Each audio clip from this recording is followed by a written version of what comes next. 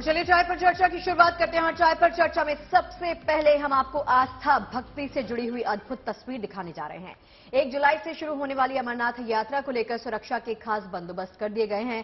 करीब 2 महीने तक चलने वाली बाबा बर्फानी की इस यात्रा के दौरान उम्मीद जताई जा रही है कि रिकॉर्ड तादाद में श्रद्धालु आएंगे और पवित्र अमरनाथ गुफा में शिवलिंग के दर्शन भी करेंगे। बिल्कुल, करीब 13,200 फीट की ऊंचाई पर स्थित अमरनाथ गुफा में हर साल प्राकृतिक तौर पर शिवलिंग बनता है, जिसकी पहली झलक पाने के लिए देश भर के हजारों श्रद्धालु साल भर इंतजार करते हैं और अब वो इंतजार खत्म होने वाला है।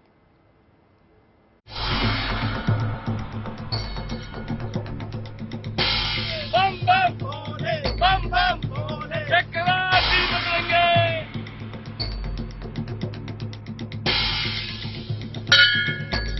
जमीन से 13,200 फीट की ऊंचाई पर बर्फ से लटक अमरनाथ गुफा की खूबसूरत वादियां आस्था, भक्ति और विश्वास का पवित्र संगम बनने जा रही हैं। यूं तो इन वादियों का कण-कण शिव भक्ति का ही स्वरूप है, लेकिन अब वो दुर्लभ तस्वीर देखिए जिसकी एक झलक पाने को दूर दूर से भोले के भक्त खिंचे चले आते हैं। इस अद्भुत अलौकिक तस्वीर को जी भर के निहारिए, क्योंकि ये बाबा बर्फानी के पावन स्वरूप की पहली झलक है। ये यात्रा से ठीक पहले अमरनाथ गुफा की सबसे ताजा तस्वीरें हैं। फिलहाल इन दुर्गम रास्तों पर प्रशासन और सेवा दल से जुड़े लोग मौजूद हैं, लेकिन जल्द ही ये वादियां बम बम भोले के जय घोष से गूंज उठेंगी। बाबा बर्फानी के दरबार में भक्तों की रौनक होगी। यहाँ की फिजाओं में आस्था भक्ति की अद्भुत लहर होगी। जय भोले की जय भोले, बम बम भोले, बम बम भोले, बम बम भोले। शनिवार से शुरू होने वाली अमरनाथ यात्रा करीब 2 महीने तक चलेगी। यात्रा के लिए तमाम इंतजाम पूरे किए जा चुके हैं। उम्मीद की जा रही है कि इस साल रिकॉर्ड तादाद में श्रद्धालु बाबा बर्फानी के दर्शन करेंगे। मैं इस वक्त चंदनवाड़ी में खड़ा हूँ और चंदनवाड़ी आखिरी वो स्थान है जहाँ तक गाड़ियाँ आती हैं और यहाँ से आगे करीब 32 किलोमीटर का दुर्गम और खतरनाक रास्ता हर एक श्रद्धालु को पैदल या फिर घोड़े पर तय करना पड़ता है, तभी वो अमरनाथ गुफा पहुंच पाता है। अगर आप इस पूरे इलाके को देखेंगे, ये देखिए आपको यहाँ पर आपको जगह जगह पर पानी के झरने मिलेंगे और ऊंचे ऊंचे पहाड़। यहाँ तक कि ये सबसे ऊंचा पहाड़ जो है मेरे पीछे पिशु काप को कहा जाता है। यहाँ पर किसी भी वक्त साल में जो है बर्फबारी हो सकती है और उसके बाद जो है यहाँ पर मौसम का मिजाज मिनटों में बदलता है। यही कारण है कि हर साल अमरनाथ यात्रा पर आने वाले यात्रियों को कई जो है गाइडलाइन दी जाती हैं, जिसके तहत उन्हें इस यात्रा को अंजाम देना पड़ता है और उस बीच उन गाइडलाइन के चलते ही कहीं न कहीं अब ये अमरनाथ यात्रा हजारों श्रद्धालुओं के लिए सुरक्षित यात्रा बन गई है। जाहिर है ये वादियां एक बार फिर भोले के भक्तों से गुलजार होने वाली हैं। रसद पहुंचने लगी है। श्रद्धालुओं की सेवा और स्वागत की भी पूरी तैयारी है। 23 साल हो गए आते हुए यहाँ पर। अब की बार माहौल बहुत अच्छा लगा है। बड़ी अच्छी व्यवस्था श्राइन बोर्ड ने की है, आर्मी ने की है और यहाँ पर जो इंडिया बना रखी है, रास्ता बना रखा है, बहुत अच्छा लगा मेरे को। 23 साल हो गए आते हुए। अब की बार सब कुछ बदला हुआ नजर आ रहा है और हमारी तरफ से भी भक्तों को पूरी सेवा दी जाएगी। किसी प्रकार की कोई कमी नहीं छोड़ी जाएगी। सुरक्षा के लिहाज से भी यात्रा मार्ग पर कड़ी व्यवस्था की गई है। सभी सुरक्षा एजेंसियां जम्मू कश्मीर पुलिस, सीआरपीएफ, सीमा सुरक्षा बल, इंडो तिब्बतन बॉर्डर पुलिस और सेना के साथ साथ यात्रियों की मदद के लिए एनडीआरएफ और जम्मू कश्मीर पुलिस के माउंटेन रेस्क्यू टीम को भी तैनात किया गया है। कोई नेचुरल कोई आपदा होने पर हम उसके लिए मुकाबला करने के लिए और जो यात्रीगण है उनको सुविधा देने के लिए, उनको सहायक हेल्प करने के लिए हम हमेशा तैयार हैं। इस साल की अमरनाथ यात्रा 1 जुलाई से 31 अगस्त तक चलेगी और करीब 2 महीने तक चलने वाली इस यात्रा में रिकॉर्ड तोड़ 8 लाख श्रद्धालुओं के शामिल होने की उम्मीद जताई जा रही है। अमरनाथ यात्रा के लिए दोनों रास्तों से हर रोज अमरनाथ यात्रा के दौरान जगह जाएंगे, क्योंकि रक्षाबंधन तक ये यात्रा जारी रहेगी और इस साल 5 लाख से भी ज्यादा श्रद्धालुओं की उम्मीद जताई जा रही है कि इस साल की अमरनाथ यात्रा में शामिल होंगे। आरिफ बलोच के साथ अशरफ वानी, चंदनवाड़ी। अमरनाथ यात्रा शुरू होने से पहले भोले बाबा के भक्तों को एक और सौगात मिल रही है। बेहतर प्लानिंग और इंजीनियरिंग की मिसाल है रामबन में बनाया जा रहा एक नया फ्लाईओवर। दरअसल रामबन में इस फ्लाईओवर का काम इन दिनों पूरी तेजी के साथ पूरा किया जा रहा है। दरअसल इसके पीछे कोशिश इस फ्लाईओवर के एक हिस्से को जल्द खोलना है। बता दें कि वैसे तो ये फ्लाईओवर 4 लेन है, लेकिन अमरनाथ यात्रा से पहले इस फ्लाईओवर के 2 लेन खोलने की तैयारी कर ली गई है।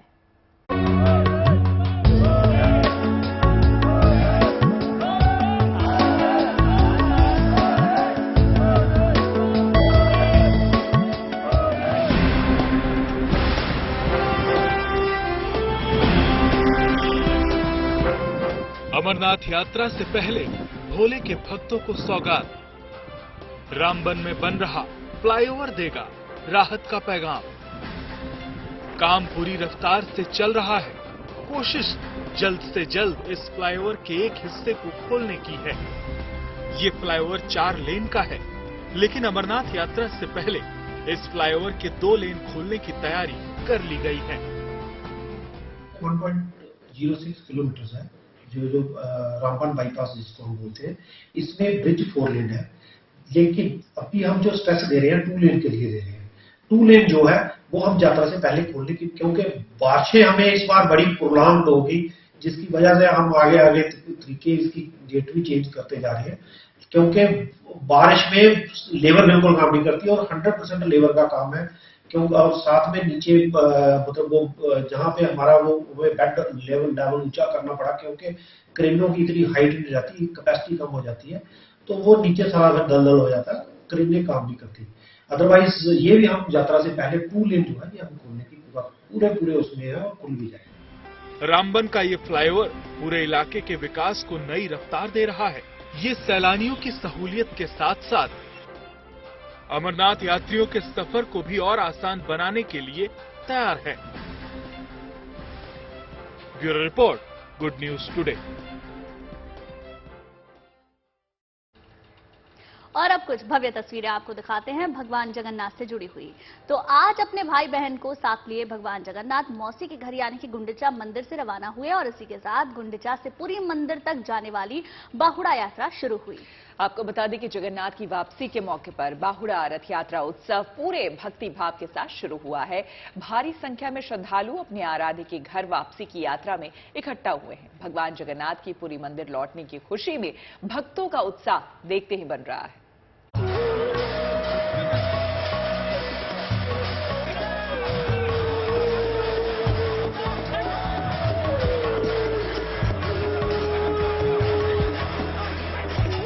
भारतीय संस्कृति उपासना की संस्कृति रही है। इसी संस्कृति को दर्शाती है ये जगन्नाथ यात्रा। पूरे रीति रिवाज और अनुष्ठान के साथ बुधवार को भगवान जगन्नाथ अपने भाई बहन बलभद्र और सुभद्रा के साथ गुंडिचा मंदिर से अपने घर पुरी मंदिर के लिए रवाना हुए।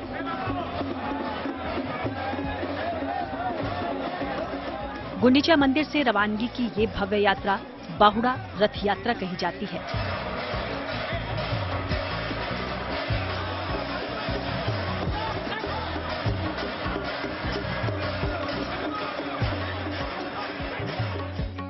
आप देखते थे जो जगन्नाथ महाप्रभु आषाढ़ शुक्ल द्वितीया तिथियों में इसी रथ में विराजमान करके आड़ब मंडप, जिसको कहा जाता है यज्ञ वेदी जननी, जिस स्थान पर भगवान की, क्योंकि जगन्नाथ महाप्रभु यज्ञोद्भव है, वो यज्ञ वेदी में भगवान आविर्भाव हुए थे। तो इसी क्षेत्र पर, इसी स्थान को भगवान जगन्नाथ महाप्रभु हर साल में रथ यात्रा में आते हैं, 7 दिन रुकते हैं और बाहुड़ा दशमी में प्रत्यावर्तन करते हैं, जिसको बाहुड़ा यात्रा कहा जाता है। बीती 20 जून को भगवान जगन्नाथ परंपरागत तरीके के साथ पुरी धाम से निकले। अपने भाई बहन संग भ्रमण करते हुए वो अपनी मौसी के यहाँ गुंडिचा मंदिर पहुंचे, जिसके बाद 28 जून को भगवान की घर वापसी शुरू हुई।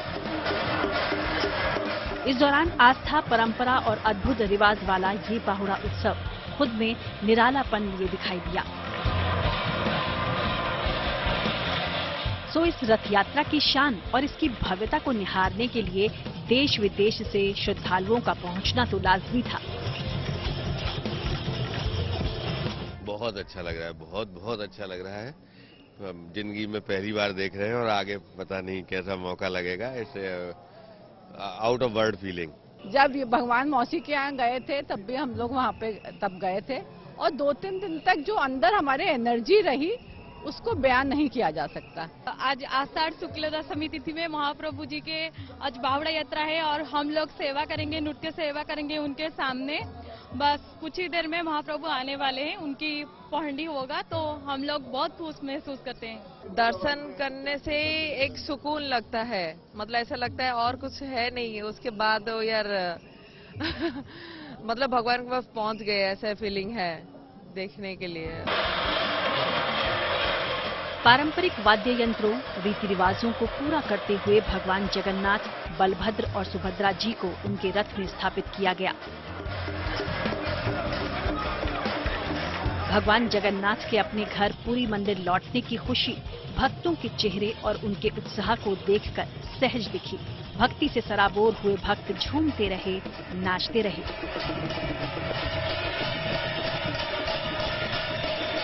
और फिर शाम तक वो भी वक्त आया जब महाप्रभु जगन्नाथ, बलभद्र और सुभद्रा अपने अपने रथ पर विराजमान होकर पुरी धाम के सफर पर निकले। मगर इससे पहले ये भव्य और अनोखी बाहुड़ा यात्रा यहाँ पहुंचे श्रद्धालुओं को एक अलग ही दिव्य एहसास करा रही थी। ओडिशा के पुरी में स्थित जगन्नाथ मंदिर में हर साल आषाढ़ माह में ये भव्य यात्रा शुरू होती है। इस बार 20 जून को यात्रा जगन्नाथपुरी से गुंडिचा मंदिर के लिए रवाना हुई और फिर बुधवार को यात्रा के 9वें दिन भगवान की अपने भाई बहन संग मौसी के घर से रवानगी हुई। वाकई में इस पारंपरिक बाहुड़ा यात्रा की मिसाल मिलना दुर्लभ है। भव्यता और दिव्यता लिए ये बाहुड़ा यात्रा शुक्ल पक्ष के 11वें दिन पुरी मंदिर पर जाकर समाप्त हो जाएगी।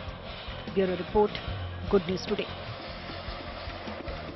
अब बात कर लेते हैं बाबा काशी विश्वनाथ के दरबार की। 4 जुलाई से जहां सावन का महीना शुरू होने जा रहा है, वहीं इसी के साथ बाबा विश्वनाथ के यहां मेले का आगाज भी होगा।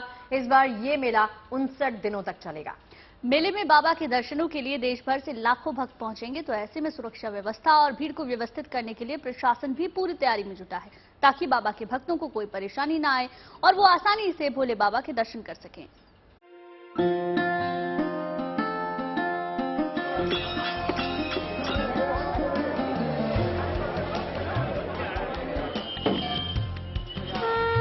बाबा के प्रिय महीने सावन के आने की मंगल बेला करीब है। काशी में बाबा विश्वनाथ के दरबार में सावन की तैयारियां तेज हो गई हैं। सावन के महीने में देश भर से लाखों भक्त महादेव के दर्शन के लिए वाराणसी पहुंचते हैं। वहां 4 जुलाई से सावन मेले की शुरुआत होगी, जो 59 दिनों तक चलेगा, जिसके चलते सुरक्षा के इंतजाम भी अभूतपूर्व तरीके से किए जा रहे हैं। सावन में बाबा का जलाभिषेक करने के लिए जुटने वाले श्रद्धालुओं के हुजूम को नियंत्रित करना भी एक बड़ी चुनौती होगी। लिहाजा पुलिस ने अभी से अपनी कमर कस ली है। सावन मेले के दौरान यातायात व्यवस्था से लेकर सुरक्षा के बड़े इंतजाम किए गए हैं। पुलिस सुरक्षा की दृष्टि से पूरे मेले क्षेत्र को 5 जोनों में बांट दिया है। हर जोन में एडिशनल एसपी रैंक का अधिकारी और सेक्टर में डिप्टी एसपी रैंक का अधिकारी व्यवस्थाओं को देखेगा। सिविल पुलिस के साथ सफेद कपड़ों में पुलिसकर्मी रहेंगे तैनात। पीएससी और आरएएफ की टीमें भी व्यवस्थाएं देखेंगी। लोगों को गहरे पानी में जाने से बचाने के लिए गंगा नदी में भी बैरिकेडिंग लगाई जा रही है। साथ ही पार्किंग और डाइवर्जन की व्यवस्था भी सुगम यातायात के लिए की जा रही है। वीआईपी दर्शन के लिए प्रतिबंध क्षेत्र में 4 पहिया वाहनों की एंट्री नहीं होगी। महादेव के दरबार में पहुंचने वाले भक्तों को दर्शन पूजन में कोई दिक्कत नहीं हो, इसके लिए सभी इंतजाम किए जा रहे हैं। उम्मीद है कि सावन में भक्तों की मनोकामना पूरी होगी और वो अच्छे से बाबा के दर्शन कर पाएंगे। Roshan Jaiswal, Varanasi, good news today. झमाझम हो रही बारिश से तापमान में गिरावट आई है। ठंडक और चिपचिपी गर्मी से लोगों को राहत मिली है। भले ही मानसून ने दस्तक देर से दी, लेकिन अब इसकी रफ्तार में काफी तेजी देखने को मिल रही है। मौसम विभाग की माने तो अगले 5 दिनों के भीतर ये देश के 9 राज्यों को झमाझम बारिश सराबोर कर देगी। उत्तराखंड में लोगों की सुरक्षा के लिहाज से चप्पे चप्पे पर एनडीआरएफ और एसडीआरएफ के जवान तैनात हैं। आपको बता दें कि मौसम विभाग ने अगले 5 दिनों में उत्तर प्रदेश, राजस्थान, उत्तराखंड, हिमाचल प्रदेश, कोंकण, गोवा, गुजरात और महाराष्ट्र के तटीय इलाकों में जबरदस्त बारिश होने का पूर्वानुमान दिया है। विशेष तौर पर मौसम विभाग ने गुजरात में भारी बारिश होने की बात कही है। इसके अलावा मौसम विभाग ने पूरे देश में 8 राज्यों को चिन्हित कर बारिश का अलर्ट जारी किया है, जिनमें मध्य प्रदेश, गुजरात, असम, उत्तराखंड, हिमाचल प्रदेश, ओडिशा, केरल, कर्नाटक शामिल है। देखिए, बारिश के दिनों में जरा सी भी लापरवाही जान पर भारी पड़ सकती है। अगर सैर सपाटे पर निकले हों तो और भी ज्यादा सतर्क रहने की जरूरत हो जाती है। मगर मौसम के पल पल बदलते मिजाज को नजरअंदाज करना आपकी जिंदगी को खतरे में भी डाल सकता है। बिल्कुल ऐसे ही खतरनाक पल तब सामने आ गए जब मध्य प्रदेश के निवाड़ी में पिकनिक मनाने गए 6 लोग बेतवा नदी के तेज बहाव में फंस गए। हालांकि घंटों मशक्कत के बाद रेस्क्यू टीम ने एक सैलानी को सुरक्षित बाहर निकाल दिया।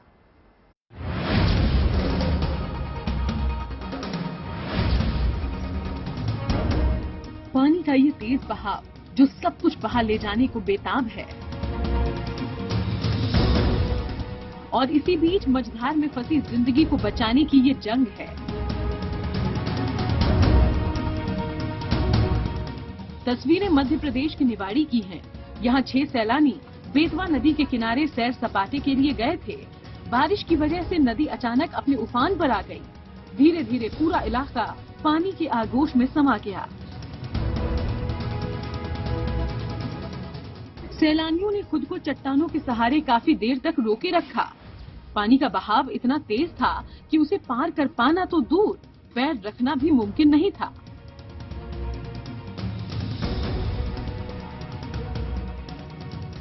मुसीबत में फंसे इन सैलानियों के लिए रेस्क्यू टीम देवदूत बनकर आई। सभी सैलानियों को बचाने के लिए फौरन रेस्क्यू ऑपरेशन शुरू किया। कई घंटे की मशक्कत के बाद रेस्क्यू टीम ने सभी सैलानियों को सही सलामत बाहर निकाल लिया।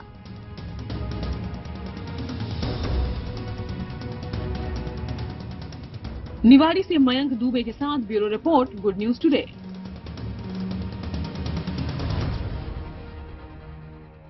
चलिए अब आपको कुछ ऐसी तस्वीरें दिखाते हैं जो ये बताने के लिए काफी है कि हिंदुस्तान के तट रक्षक बल न केवल समुद्री सीमा के निगहबान हैं, बल्कि जरूरत पड़ने पर वो जिंदगी बचाने वाले देवदूत भी बन सकते हैं। जी हां, दरअसल इंडियन कोस्ट गार्ड की बचाव टीम रोमानिया चालक दल के 7 सदस्य की जिंदगी को वक्त रहते बचाते हुए राजकोट ले गई। आपको ये बता दें कि अरब सागर में एक विदेशी व्यापारिक जहाज पर रोमानिया चालक दल सवार था। इसमें से एक मेंबर को दिल का दौरा पड़ा तो देखिए कैसे इंडियन कोस्ट गार्ड ने हेलीकॉप्टर के जरिए डेक से उसे एयरलिफ्ट किया। हवा में उड़ता ये हेलीकॉप्टर इंडियन कोस्ट गार्ड का है, जो देवदूत बना रोमानिया के चालक दल के एक सदस्य के लिए। अरब सागर में एक गैस टैंकर पर सवार रोमानिया के चालक दल के एक सदस्य को दिल का दौरा पड़ा। सूचना मिलते ही कोस्ट गार्ड की रेस्क्यू टीम एक्शन में आ गई। कोस्ट गार्ड के हेलीकॉप्टर ने रुख किया उस गैस टैंकर का जिस पर एक क्रू मेंबर सवार था। फौरन उसे डेक से एयरलिफ्ट किया गया। ये टैंकर गुजरात में कच्छ के मुंद्रा बंदरगाह से मालदीव के माले जा रहा था। क्रू मेंबर को एयरलिफ्ट करने के बाद उसे करीब 80 किलोमीटर दक्षिण में पोरबंदर तट पर लाया गया।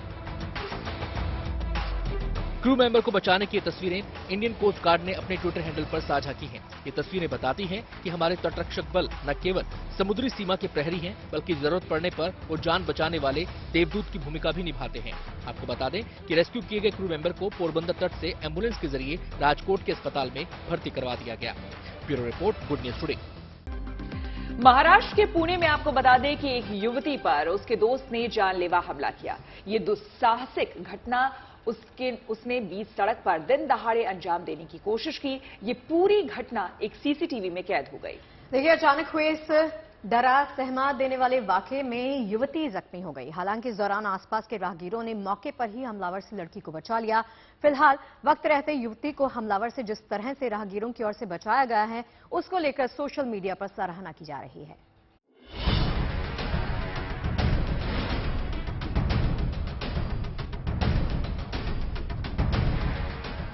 ये तस्वीर बताती है कि ये इंसानों की बस्ती है। यहाँ दरिंदगी के लिए कोई जगह नहीं। ये तस्वीर बताती है कि यहाँ तमाशबीन नहीं, जागरूक लोग रहते हैं। देखिए कैसे पुणे की सड़क पर भीड़ ने इस लड़की को उस दरिंदे से बचाया जो उसके पीछे नंगी तलवार लिए दौड़ रहा था। लोग डरे नहीं।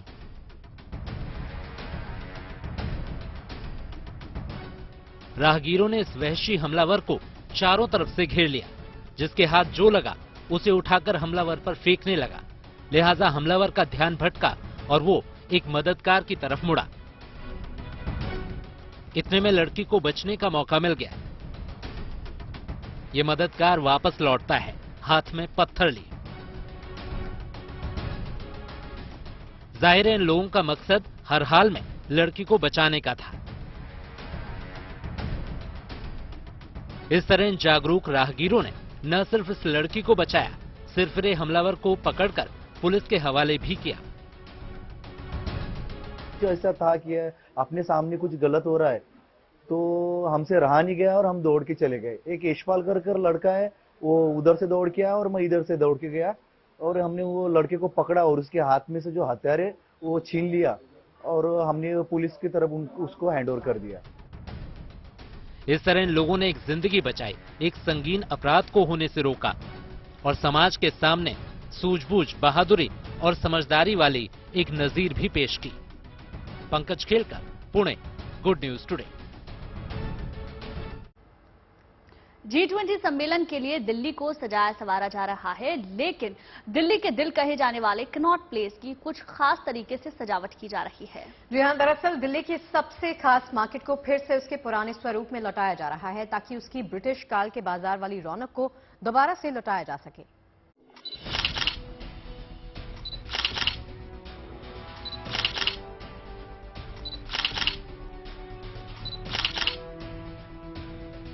सफेद लिली की तरह खिल उठेगा दिल्ली का कनॉट प्लेस। बढ़ जाएगी दिल्ली के दिल कनॉट प्लेस की सुंदरता। राजधानी दिल्ली और कनॉट प्लेस एक दूसरे की पहचान है, इसलिए आजकल कनॉट प्लेस का श्रृंगार किया जा रहा है। करीब 90 साल पुरानी बिल्डिंग को फिर से सजाया संवारा जा रहा है। सिर्फ रंगाई पुताई ही नहीं, जहां भी इस इमारत में टूट फूट है, दरारें हैं या गंदगी है, सबको दुरुस्त किया जा रहा है। बिल्डिंग में लगी खिड़कियों को भी ठीक किया जा रहा है।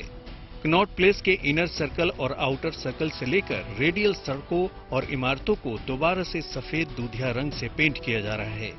कोशिश ये है कि ब्रिटिश काल में जैसे कनॉट प्लेस का बाजार जगमगाता था वैसा ही दिखे। भारत इस साल G20 समिट की अध्यक्षता करने जा रहा है और इसी क्रम में पूरी दिल्ली को दोबारा से सजाया जा रहा है।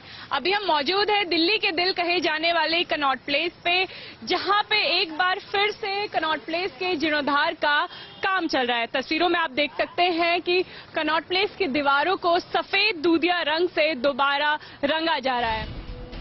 दरअसल दिल्ली में G20 की बैठक होने वाली है, इसलिए दिल्ली के सिर्फ कनॉट प्लेस ही नहीं, कई इलाकों और दिल्ली में मौजूद ऐतिहासिक इमारतों को भी चमकाया जा रहा है। सिर्फ कनॉट प्लेस के लिए ही NDMC यानी नई दिल्ली नगरपालिका परिषद ने करीब 3 करोड़ का बजट पास किया है। दिल्ली वालों को भी ये कोशिश काफी भा रही है। स्टूडेंट्स भी आते हैं, बहुत सारे टूरिस्ट भी आते हैं बाहर यहाँ पर, तो अगर ये साफ हो जाएंगी तो और मतलब बेटर लगेगा प्लेस, घूमने के लिए भी और चीजों के लिए भी। बहुत अच्छी बात है और किसी क्लासिक लुक पूरा देना चाहिए। हमारे जो ये पूरा इसका जो पूरे खंबे बने हुए हैं और खिड़की बने हुए हैं, बहुत अच्छा लगता है। नियो क्लासिकल लुक बोलते हैं इसको, जो ब्रिटिश एरा का क्या कहते हैं आर्किटेक्चर है, तो इसे हमें प्रिजर्व भी करना चाहिए ताकि हमारी आने वाली जनरेशंस भी समझ सके। आज मैंने अपनी बेटी को लेके गया था। कनॉट प्लेस काफी बिजीएस्ट प्लेसेस में से है दिल्ली में से, तो काफी अच्छा लुक मिलेगा उसे, रिफ्रेश सा, अगर पेंट हो जाएंगी दीवारें।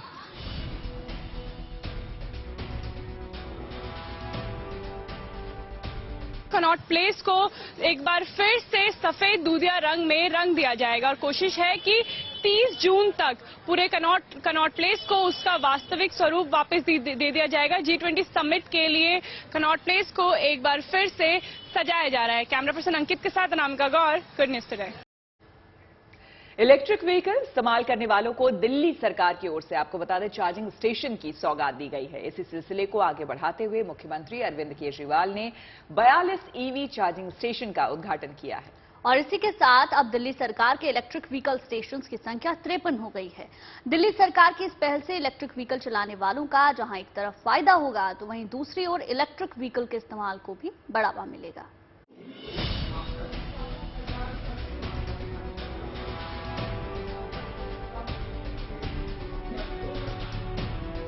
दिल्ली में इलेक्ट्रॉनिक व्हीकल इस्तेमाल करने वालों के लिए खुशखबरी है।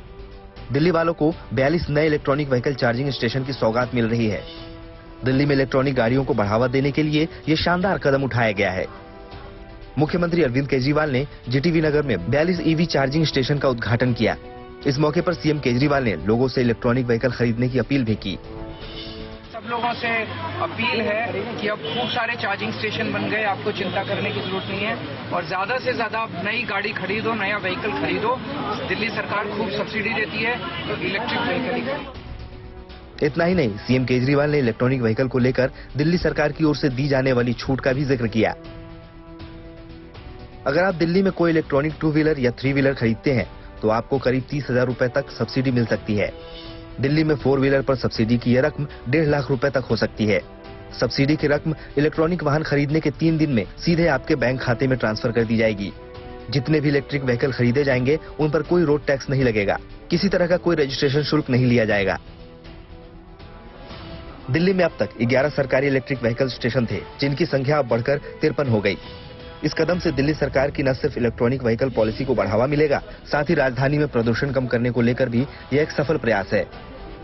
पेट्रोल डीजल के कंपेयर में गाड़ी बहुत स्मूथ चलती है और मतलब सीएनजी के लाइन में लगने से बढ़िया कि उतने टाइम में अपनी गाड़ी चार्ज कर लेता है। ईवी चार्जिंग स्टेशन पर स्लो और फास्ट दोनों तरह की चार्जिंग की सुविधा मिलेगी। ईवी के लिए हर दूसरे दिन स्लो चार्ज देना ही देना जरूरी है। नहीं तो फिर आगे चल के बैटरी की लाइफ कम होगी, एसी स्लो काम करेगा। और पैसे का कितना फर्क आता है? 10-15 पैसे का फर्क है। बस मतलब अगर आप स्लो से चार्ज कर रहे हैं तो 36 पैसा है लगभग, और फास्ट से कर रहे हैं तो 40-45 पैसा। इलेक्ट्रिक व्हीकल को बढ़ावा देने की कोशिश जितनी शानदार है, उतनी ही जरूरत भी। मुख्यमंत्री अरविंद केजरीवाल ने कहा कि 13% ईवी जो गाड़ियां हैं वो दिल्ली में उनकी संख्या हो चुकी है 13%, और लगातार वो इस नंबर को बढ़ाने की कोशिश कर रहे हैं ताकि दिल्ली की आबो हवा साफ हो पाए। कैमरामैन शैलेंद्र के साथ Manish Chaurasia, good news today, Delhi.